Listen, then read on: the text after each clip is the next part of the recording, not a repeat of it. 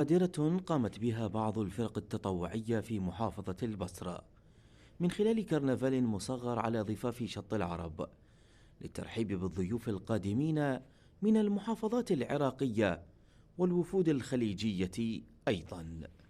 طبعا فريقنا فريق نهر العطاء التطوعي فريق إنساني لخدمة أهالي البصرة، فمن يجينا خطار البصرة أكيد أول ما نرحب به إحنا. فبادرة من فريقي فريق نهر العطاء التطوعي الإنساني قام بمهرجان بسيط طبعا شعبي، واللبس الشعبي البسيط من أهالينا أهل الأب الخصيب والبصرة كلهم، طبعا جمعناها من جنوبها إلى شمالها البصرة. نرحب بضيوفنا ضيوف البصرة. طبعا البصرة تقول للضيوف اهلا وسهلا، عين غطا وعين فراش لخطارها. اولا نشكر القائمين على مبادره نهر العطاء الانساني في كرنفال الاول في كورنيش شط العرب، واقول الله يعطيكم العافيه. مبادره جدا جميله تشكرون عليها، وانا ان شاء الله في بطوله الخليج هذا المبادرة راح تنعكس إن شاء الله خلال الأيام القادمة وعلى مر السنوات، فأنا أقول استمروا فيها والله يقويكم، دعواتنا معكم دائما بالنجاح.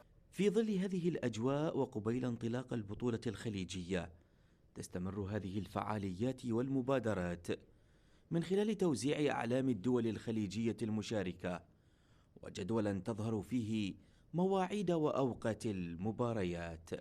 البصرة أو العراق عامة متعطش لهاي البطولة، وإن شاء الله هذه البطولة فاتحة خير على العراق والبصرة خاصة، ونشكر كل من يساهم بإنجاح هذه البطولة. وأنا متأكد أنه هذه البطولة راح تلم شمل العرب كله. الأجواء إيجابية هنا والناس موجودين وازدحام، وألف الحمد لله بشكر. جميل جدا، يعني أنا مرة أول قاعد أجي هنا وايد تونست الحقيقة هاي. بهكذا خطوات وفعاليات تهدف إلى إنجاح هذا الحدث الرياضي الذي سيؤكد قدرة العراق على استضافة البطولات الرياضية، وخطوة باتجاه تحقيق الطموح نحو استضافة بطولات دولية أخرى.